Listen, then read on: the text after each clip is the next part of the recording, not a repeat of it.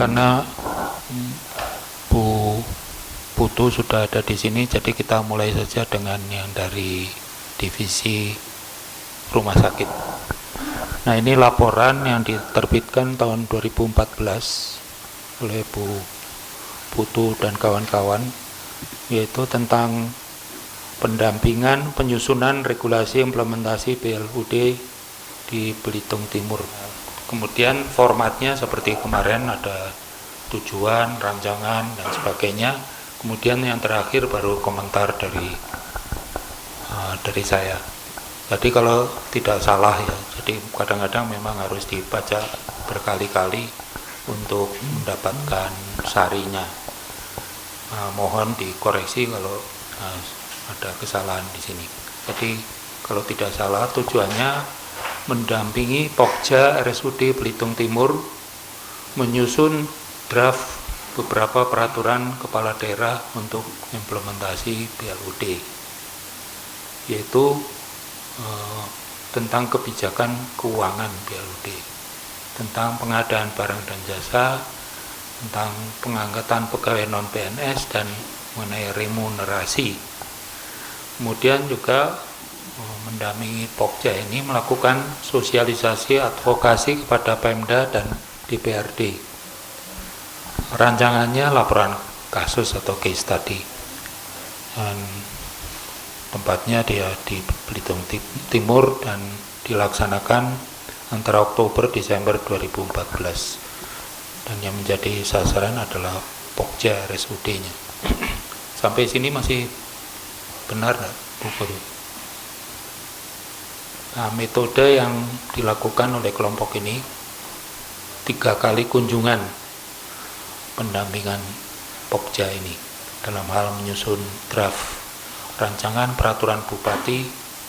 Kemudian pada kunjungan itu juga diadakan konsultasi dari draftnya dengan Biro Hukum Pemda, kemudian diadakan revisi draft, dan kemudian juga menyusun sistem penilaian kinerja dan sistem remunerasi. Kemudian ada diskusi dengan Komisi 3 DPRD tentang legislasi dan penganggaran BLUD. Kemudian ukuran keberhasilan dari kegiatan ini, jika dianggap berhasil jika rancangan peraturan Bupati Belitung Timur ini disahkan oleh Pak Bupati sendiri, dan penganggaran kepada satuan kerja perangkat daerah yang menerapkan pola pengelolaan keuangan BLUD. Jadi ini ukuran keberhasilannya. Hasilnya dari proyek ini berupa rancangan peraturan Bupati. Kesimpulan dari tim ini bahwa mereka berhasil mendampingi Pokja RSUD Belitung Timur dalam hal menyusun dan melakukan sosialisasi advokasi draft rancangan peraturan Bupati dengan Pemda dan DPRD. Nah, ini tanggapan saya, mungkin terlalu sederhana. Jadi sebenarnya kalau tidak salah, inti dari kebijakan keuangan BLUD adalah fleksibilitas. Jadi harus tercermin di dalam peraturan yang dibuat. Fleksibilitas dalam hal pengumpulan dana, penghimpunan dana, dan penggunaan dana tersebut. Jadi keberhasilannya dari memanfaatkan fleksibilitas ini tidak hanya tergantung dari ada policy, dan polisinya ini cukup dan tidak saling bertentangan dan juga bisa ditegakkan peraturannya, tetapi juga sangat tergantung dari kemampuan dan kemauan dari SDM-nya untuk melaksanakan peraturannya.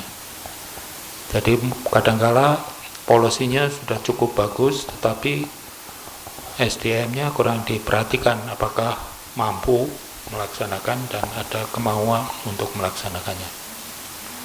Jadi dengan demikian tim ini seharusnya membantu tim RSUD atau Pokja RSUD atau tim khusus untuk merancang berbagai intervensi untuk mencapai tujuan tersebut, supaya mereka betul-betul bisa fleksibel dalam penanganan dana.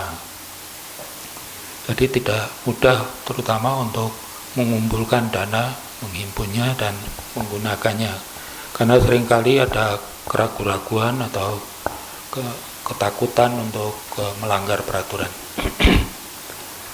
Nah, karena intervensi-intervensi ini sudah banyak dipublikasi, jadi mereka perlu dilatih oleh tim dari UGM ini bagaimana menggunakan informasi tentang intervensi-intervensi yang telah terbukti berdaya guna, sampai intervensi-intervensi untuk meningkatkan motivasi dari SDM. Ada contoh sebenarnya, mungkin sudah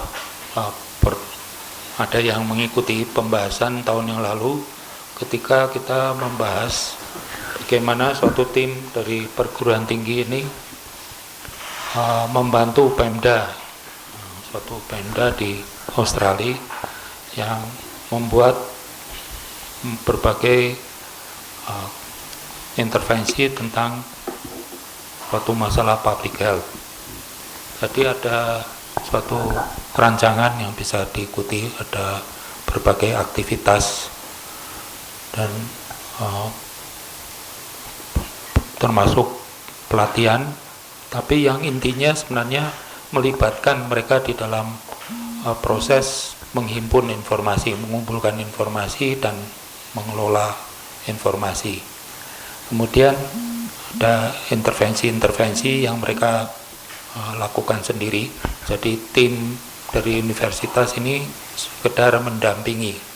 Lalu ada outcome pada tingkat individual, tingkat organisasi dan sistem. Jadi bagi mereka yang berminat mungkin bisa membaca lagi laporan dari Armstrong dan kawan-kawan ini. Di Australia katanya tidak boleh ada intervensi diadakan yang tidak mempunyai dasar yang kuat, yang tidak didasarkan atas bukti yang kuat. Dan sekali lagi yang dinamakan bukti yang kuat ini hasil dari systematic review. Sampai di sini dulu, mungkin ada yang ingin menambahkan, mengoreksi atau mengkritik dan sebagainya. Armstrong itu di konteksnya Australia ya Pak Rosi, yang mungkin urusannya dengan perpolitikan itu agak jauh gitu. Jadi di sana memang betul-betul birokrasi. Sementara kalau di sini yang sering saya dengar kalau diskusi dengan para direktur rumah sakit atau dengan mahasiswa di kelas, itu mereka mengatakan kadang-kadang intervensi yang baik walaupun sudah direncanakan, ini aspek politik yang sering membuat intervensi tadi menjadi tidak efikasius. Nah, apakah mungkin bisa kita masukkan gitu, ada dari Armstrong tadi harus dimodify dengan memperhatikan beberapa hal, terutama yang berhubungan dengan aspek politik di satu daerah. Ini juga kaitannya dengan beberapa peraturan yang akhirnya harus diturunkan karena banyak daerah itu tidak comply dengan aturan itu, seperti Permen mengenai standar kompetensi direktur rumah sakit. Ini walaupun sudah ditetapkan standar kompetensi, bahkan juga disebut sekolahnya, tapi banyak kepala daerah itu yang tidak peduli dan mereka menetapkan standarnya sendiri. Nah, hal-hal seperti ini apa mungkin perlu ditambahkan Pak, nanti kalau ini disosialisasikan bahwa kita juga sudah aware dengan situasi itu. Visi untuk menggunakan informasi yang terbukti, gitu, yang mempunyai bukti kuat. Jadi ada evidence based practice atau evidence based decision making, ada juga istilah evidence based planning and budgeting dan sebagainya. Nah, cara yang pertama, informasi ini diletakkan di website Lalu terserah mereka yang ingin menggunakan informasi, dan informasi ini sudah dikemas demikian rupa sehingga keterbacaannya atau keterpemahamannya cukup tepat untuk audiensnya.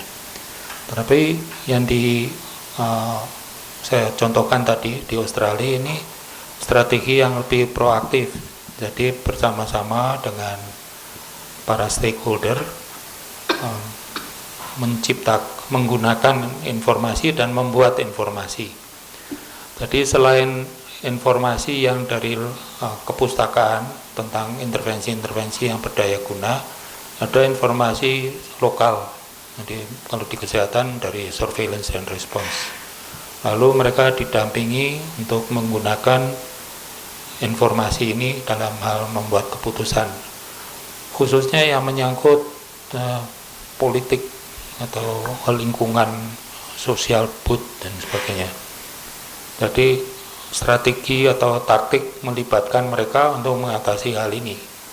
Si tim kecil ini dari Bu Putu CS sekedar mendampingi, tetapi Pokja yang ini atau Pokja khusus dibantu untuk merancang intervensi-intervensinya, dalam arti yang menggunakan informasi yang sudah ada tapi juga menggunakan informasi lokal. Untuk rumah sakit ini saya menyangkut juga surveillance yang menyangkut pencegahan primer, sekunder, tersier dan sebagainya. Lalu melibatkan para legislator, melibatkan Bapeda dan sebagainya. Jadi memang untuk mengatasi masalah politik, jadi yang ditakutkan walaupun regulasinya sudah tepat berdasarkan bukti, tetapi SDM-nya, baik itu SDM di unit yang bersangkutan maupun di stakeholder yang lain, tidak mampu atau tidak mau.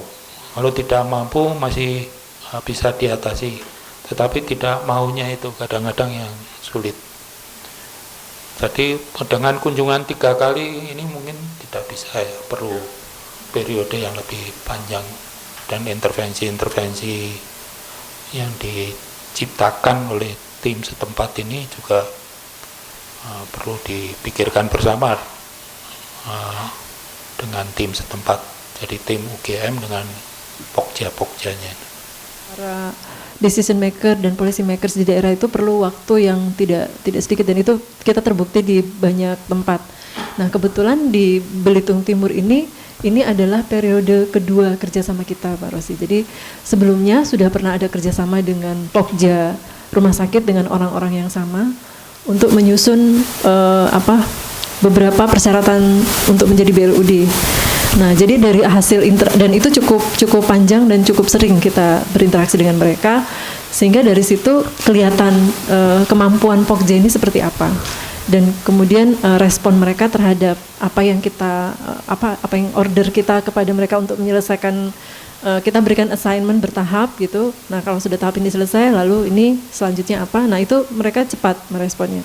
Sehingga kami berani ketika periode kedua minta didampingi lagi dengan dana yang sedikit, tapi melibatkan orang yang lebih banyak gitu. Tadinya kan cuman kita, tapi kemudian mereka minta ada satu narasumber lagi yang dari luar gitu. Kita sanggupi asalkan Pokjanya seperti yang kemarin seperti itu. Dan sebenarnya Pokjanya itu sudah curi start. Jadi sebelum kami mendampingi mereka sudah semacam ice breaking dengan stakeholdernya, dengan Pemdanya, untuk mensosialisasikan bahwa akan ada peraturan-peraturan baru yang akan perlu disusun untuk mengimplementasikan itu dan seterusnya. Jadi kita hanya mendampingi teknis saja menyusun.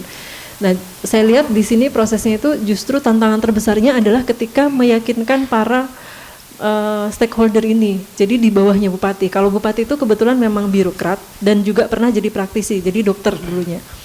Sehingga beliau paham apa yang harus dilakukan terhadap rumah sakit.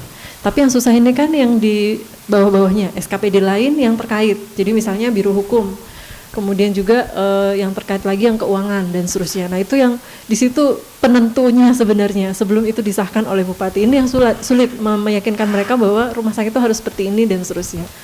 Nah ini yang rumah sakit itu seringkali bolak-balik berhubungan dengan kami lewat jarak jauh begitu untuk bagaimana caranya meyakinkan dan seterusnya. Seperti itu Pak Rosi, terima kasih. Kemudian seperti tadi apa saya salah jika mengatakan bahwa inti dari BLUD itu fleksibilitas manajemen dana. Jadi tidak hanya fleksibilitas dalam penggunaannya, tapi juga mencari dana, menghimpun dana. Nah itu kena enggak sasaran itu? Itu kan harus dibuktikan dengan ketika mereka sudah mengimplementasikan ya. Sedangkan ini kan kita fasenya hanya pada saat menyusun peraturan bupati. Jadi itu bisa dibuktikan setelah peraturan bupati ini disahkan, lalu bagaimana implementasi dari peraturan tersebut. Menurut analisa tim ini, peraturan bupati yang dibuat memang memungkinkan ada fleksibilitas. Memungkinkan. Kita sudah rancang memang pasal-pasalnya itu memang memberikan fleksibilitas itu kepada rumah sakit. Nah, cuman kasus di tempat lain itu seringkali rumah sakitnya sendiri yang takut. Jadi meskipun sudah diberikan fleksibilitas, mereka tetap ketakutan dengan tiba-tiba diberi kekuasaan untuk pakai uang dan seterusnya. Nah, itu mereka masih ketakutan, apalagi sekarang kan banyak temuan ya di beberapa tempat itu ya mungkin karena mereka kekurang pahaman juga sih, sehingga mereka takut, ragu-ragu dan ya menganggap itu belum berani lah memakainya. Nah, apakah ketakutan ini karena ada polisi-polisi lain yang bertentangan dengan polisi ini, yang menghambat polisi? Ya, jadi sebenarnya kalau dipahami itu tidak bertentangan, kalau dipahami dengan benar, karena ada peraturan sebelumnya, terutama sih tentang pengadaan barang dan jasa.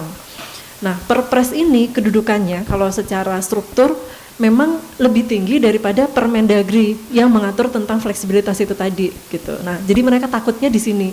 Padahal Permendagri ini dasar hukumnya bukan Perpres itu, tapi ada di atasnya, ada PP.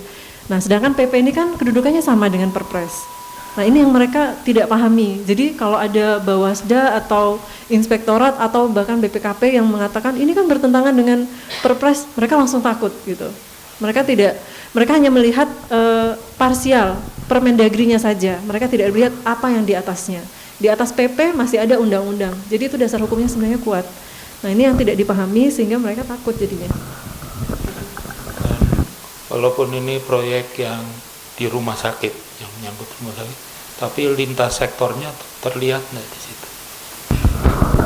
Kelihatannya itu pada saat menyusun peraturan itu. Jadi memang BLUD ini intinya memang memberikan fleksibilitas untuk mengatur keuangan rumah sakit, mulai dari mana mendapatkannya, kemudian bagaimana cara penggunaannya. Tapi dia terkait juga dengan hal-hal yang lain. Misalnya untuk meningkatkan kinerja setelah dia punya uang, dia juga boleh mengangkat pegawai non PNS. Jadi kalau SKPD lain kan nggak boleh, bahkan honorarium pun sudah di moratorium ya. Nah, tapi kalau BLUD boleh mengangkat pegawai non PNS, dan itu juga harus diatur dengan peraturan bupati tersendiri. Nah, ini yang kemudian kan berarti harus berhubungan dengan BKD. Kemudian setelah ininya jadi harus tetap koordinasi dengan Hukor, karena Hukor yang akan merancang bahasa peraturannya itu supaya sesuai dengan ini dan supaya pasal-pasalnya tidak ada yang bertentangan dengan peraturan daerah atau peraturan bupati yang sudah ada sebelumnya, seperti itu. Sebenarnya di PKMK ini ada proyek-proyek yang saling terkait atau bisa belajar satu dari yang lainnya. Yang ada kaitannya dengan ini itu analisa bottleneck, financial bottleneck di Papua. Jadi sebenarnya dalam hal fleksibilitas ini kan ada bottleneck-nya, ada hambatan-hambatannya yang menyangkut polisinya sendiri dan yang menyangkut struktur organisasi dan perilaku organisasi. Ini ada analisa yang mungkin perlu dilakukan tentang tadi struktur organisasi dan perilaku organisasi. Mungkin yang sulit malah perilaku organisasi orang-orangnya. Karena problem BLUD itu kan sebenarnya bukan di format organisasi dan aturannya, tapi justru orang-orang yang menjalankannya. Jadi direktur-direktur yang harusnya punya capability untuk melakukan entrepreneurship itu nggak ada. Mereka semua safety player, sehingga tadi begitu lihat aturan itu sudah langsung blok, takut gitu. Jadi tidak ada usaha untuk gimana caranya membuat terobosan tapi yang masih ikut aturan. Jadi problemnya malah di sini, di leadershipnya. Terus ya apa ya, kalau istilahnya kalau dokter itu kan pay for service, kemudian yang non klinisi itu juga ikut-ikutan seperti itu. Jadi setiap aktivitasnya dibayar gitu. iya, setiap ini dihitung gitu, mintanya dihitung gitu kan. Itu susah untuk diakomodir di dalam sistem ya. Karena kan orang bekerja bukannya saya nulis satu kata sekian, kan nggak bisa seperti itu. Nah, ini yang dampak dari kalau leadershipnya tadi nggak kuat. Jadi kalau leadershipnya tidak bisa mengarahkan dan memotivasi SDM-nya, nanti akan ke sana. Ini sudah terjadi di beberapa rumah sakit seperti itu. Terkait dengan metode untuk critical appraisal ini Pak. Kalau sebelumnya yang minggu lalu saya nggak datang, tapi waktu yang pertama saya ikut karena kebetulan waktu itu kan tentang penelitian, jadi mudah. Kita ngikutnya, saya mudah ngikutinya. Tapi ketika topiknya tentang pendampingan, terus terang saya agak hilang ini apa namanya? Nggak bisa nangkap alurnya begitu Pak. Kalau dulu gampang, waktu penelitian kan gampang tentang jam persal atau saya apa ingat waktu Prof. Hakimi dan Pak Rosi yang pertama itu. Nah sekarang saya melihat bahwa kita untuk critical appraisal ini apa dari pendekatan pakai suatu teori tertentu barangkali. Ya. Saya karena di sini bisa saja kalau tadi berkembang bisa saja ini tentang manajemen perubahan.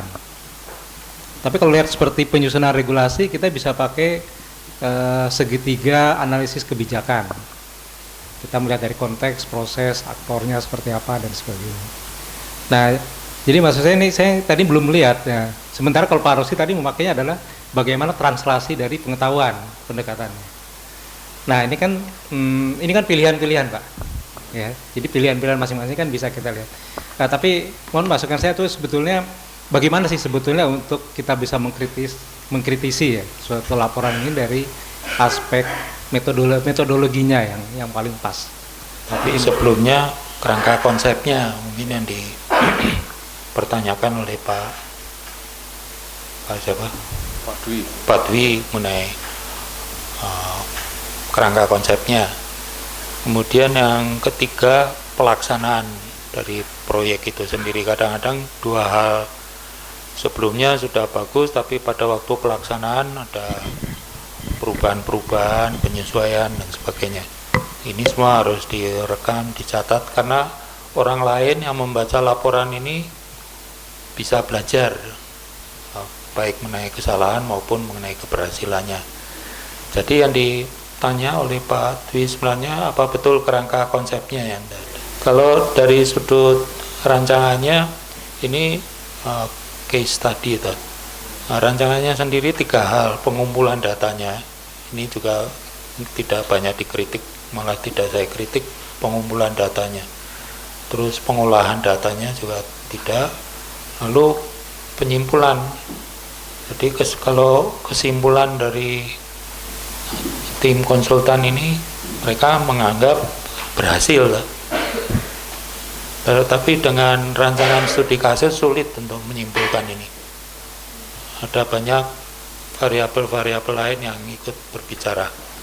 Mungkin bisa ditingkatkan ada case pembanding atau satu case ini tapi time series jangka panjang diikuti cohort gitu ya. Kalau di dalam piramida cohort kan sudah lebih tinggi tingkatannya. Tapi yang ingin saya tanggapi sebenarnya mengenai kerangka konsep sebenarnya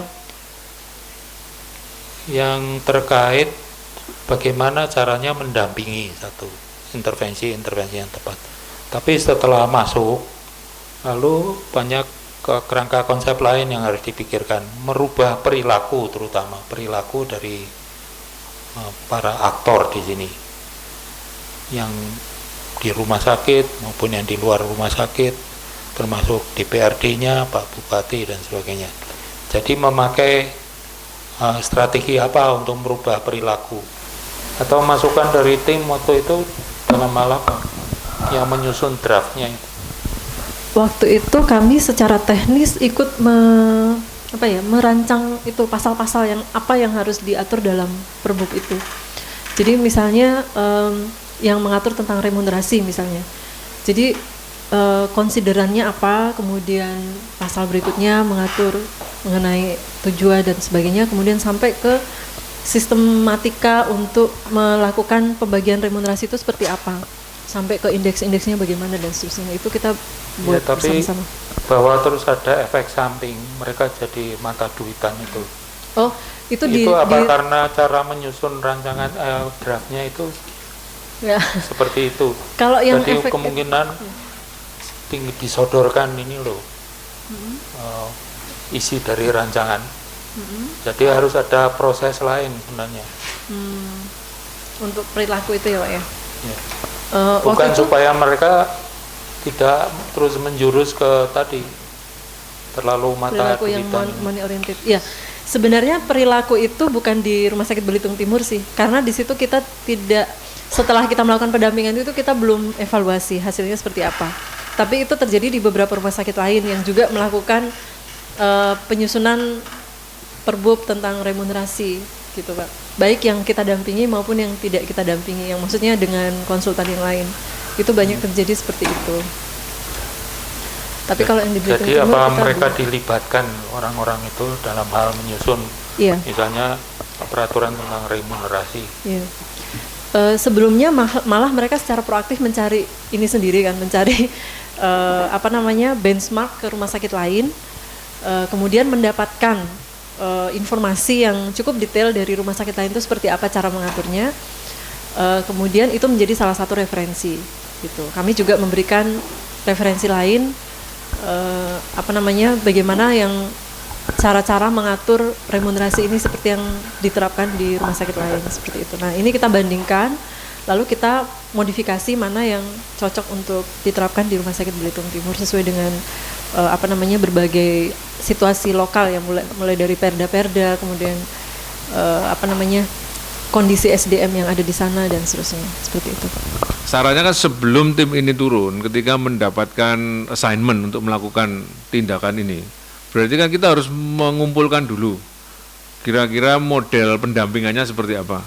Artinya kita punya list of model pendampingan itu, kemudian kita pilih mana yang paling pas untuk daerah ini gitu ya. Idealnya seperti itu berarti Pak Rosi. Ya, itu kan siklus ya. Ya. Jadi apakah tim ini juga melihat systematic review yang lain yang sebelumnya.